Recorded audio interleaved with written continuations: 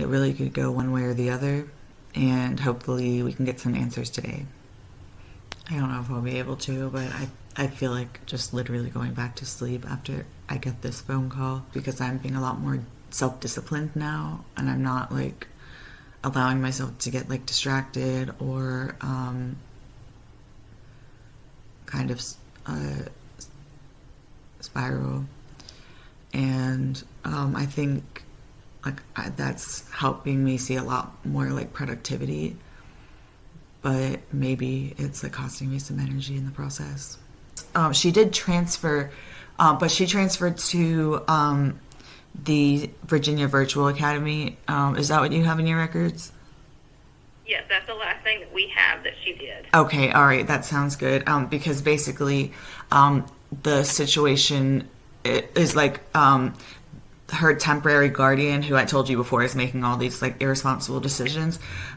She is unaware of the transfer. So since you guys have those records, like that kind of tells me that she didn't even call you guys to get those records, because you guys would have told her that she transferred and completed the first grade. So yeah, okay. I really appreciate you checking on that. And while it is like a really unfortunate situation, I appreciate that you guys took the time to call me back and kind of help me get some answers about that. And if I need anything else, I'll just give you guys a call back. Okay. But yeah, that's what we show, is that she went to Virtual Virginia from here. Okay, so I mean, literally, it's so unfortunate and sad, because she had Isabella, repeat the first grade and be held back for the second grade, and Isabella doesn't even know what happened. She's just like, well, because she was too young when all of that happened, and I'm like, how's the third grade going, Isabella? She's like, I'm not in the third grade. I'm like, oh my God, she doesn't know anything. It's just so sad. So just definitely pray for us at the upcoming court hearing, where I have high hopes to get her back, and to just put her on like a much more like stable schedule and a better environment all around. So okay, well, thank you guys. And if anybody does call or anything, feel free to give me a call back. If anybody calls about her, definitely let me know if you can. Okay, thank you. Okay, all right, thank you. All right, have a good one. All right, thanks. All right, go. Okay.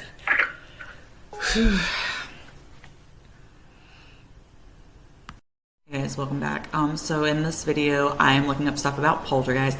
I'm sorry, I'm gonna go change really quick, because for some reason, like whenever I wear this sports bra, I start to feel like a drunk dad.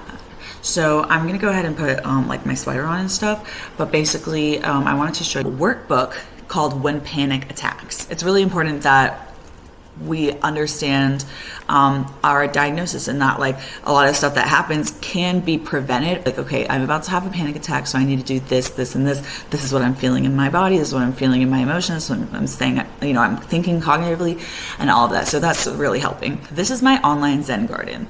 So basically, it's called onlinezengarden.com, and I love this thing. Like, it is legitimately so fun. And like the other day, I was just like, I had like I think I took a picture of it. It was so cute.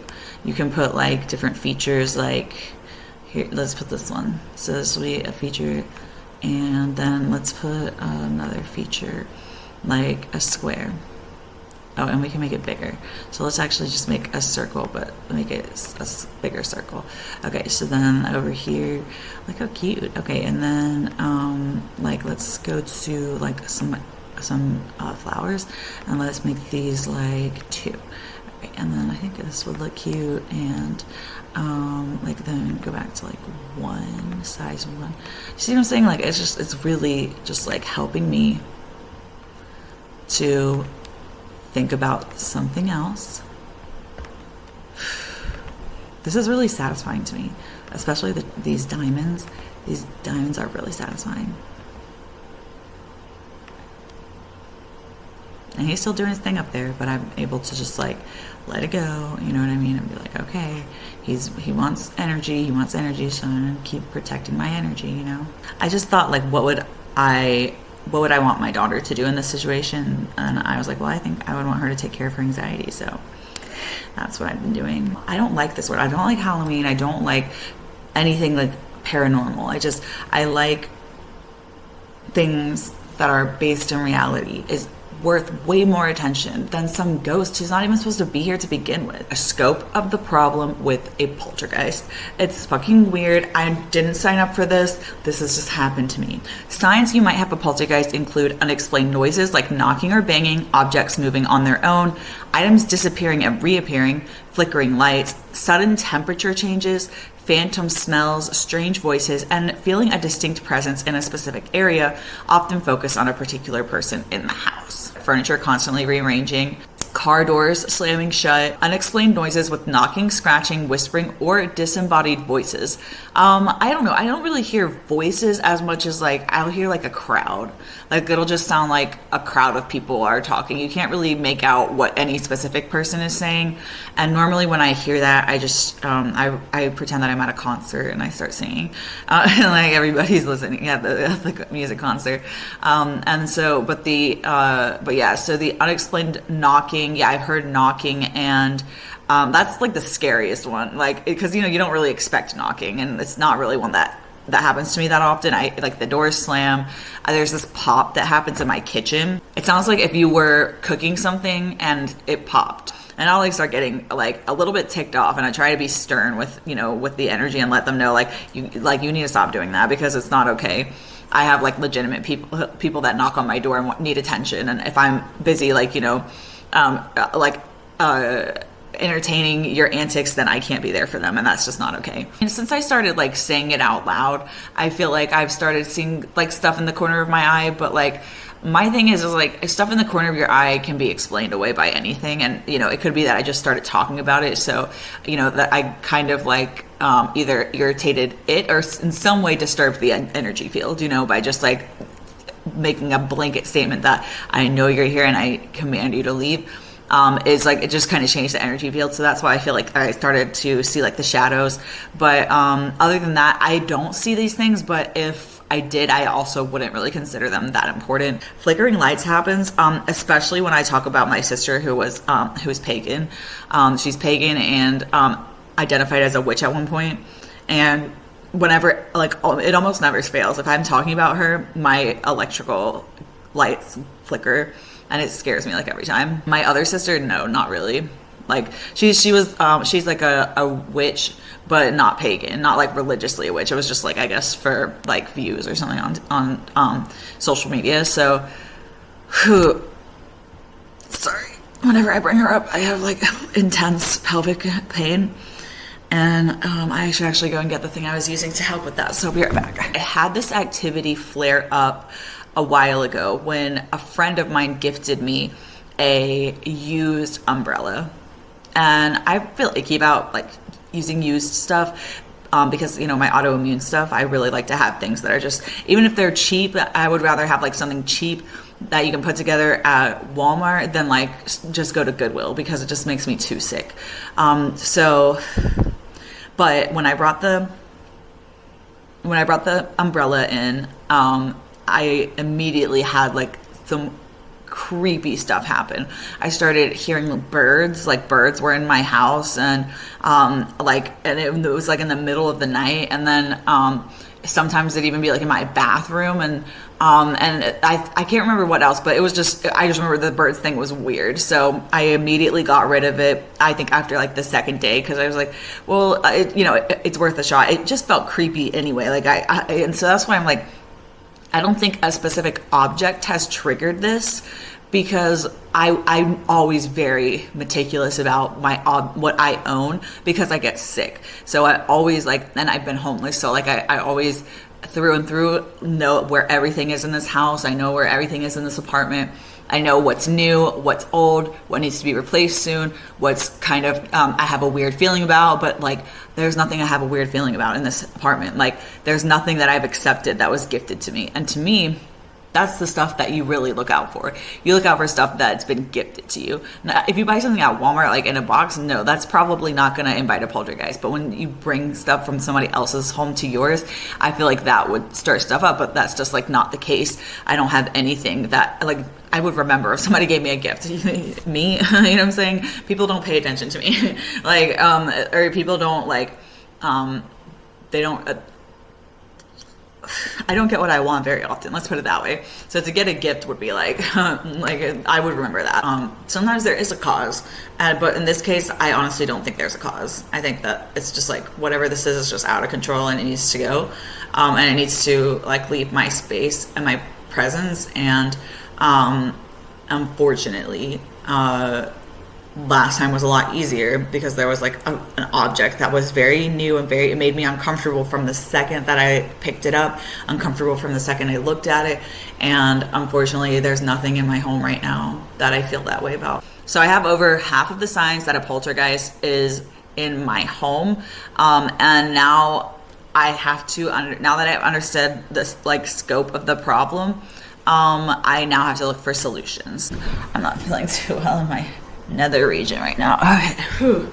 Poltergeists only tend to haunt a location for 4 months and then move on. But to get rid of it and an entity, here's what you can do. Sage your home, get rid of all the negative energy, sprinkle salt around the entry points and windows.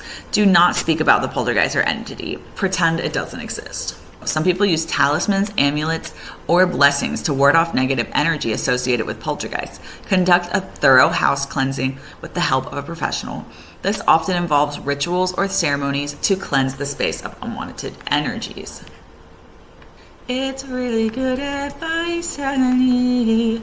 I'm not trying to be down on my knees.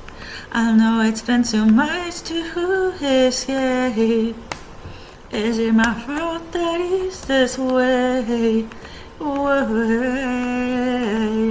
Try to avoid addressing the poltergeist. It likes the attention. Lashing out will only get your blood pressure up and the activity will continue. When you feel like you're about to kill over, take some deep breaths. I've been doing that. In most poltergeist cases, they will disappear without any warning, just as they appeared. Certain times it may stop within a few days, other times it may take years. You may never know the reason that it happened. How to remove evil spirits from the home. Physical space cleaning, a get rid of clutter, and energy cleansing techniques like positive affirmations and visualization. Visualizing like a shadow going into the light and just kind of even though I think a poltergeist is like, it doesn't go to the light, but that makes it even better. Be open and honest. Explain your experiences clearly and honestly, even if they seem strange or difficult to explain. Focus on your feelings. Share how these occurrences are affecting you emotionally and spiritually. Seek spiritual guidance. Ask your pastor for advice on how to address the situation through prayer, scripture, reading, or other spiritual practices. Respect their perspective. Engaging in focused prayer and reading passages from the Bible that address spiritual warfare. In the realm of fiction and paranormal lore, becoming an agent for a poltergeist typically refers to a person unknowingly or intentionally becoming a conduct for a poltergeist activity, essentially allowing the ghostly entity to manifest its presence through them, often by experiencing unexplained physical phenomena like objects, movement, or strange sounds around them. This usually happens due to a strong emotional connection to the location or entity. What does it say, entity? Essentially allowing the ghostly entity to manifest. So you can be, oh, like that lady said, it was her sister. Okay. It happens due to a strong emotional connection to the location or the entity and is not something that can be actively pursued or chosen, but rather occurs through a combination of circumstances and personal susceptibility. Theories often suggest that significant stress, trauma, or unresolved emotions can act as a catalyst for a poltergeist to manifest through someone. I mean, it is like the second Thanksgiving that I've had without my daughter. I haven't even really talked to her. Then there's a haunted location. Being present in a place with a strong history of paranormal activity can increase the chances of becoming an agent. No, I've lived here for 2 years and like this has never happened. Unintentional manifestation. I don't think I accidentally manifested anything. I think it was more the emotions were high. Do you have your insurance ID number? I got a number here. It's like a confirmation number. It's 85001. Is that for today? Yep, for today. What? Can you repeat that? For medical transport of Patrick. Should be picking you up at about 9 o'clock. Okay, awesome. All right, I appreciate it.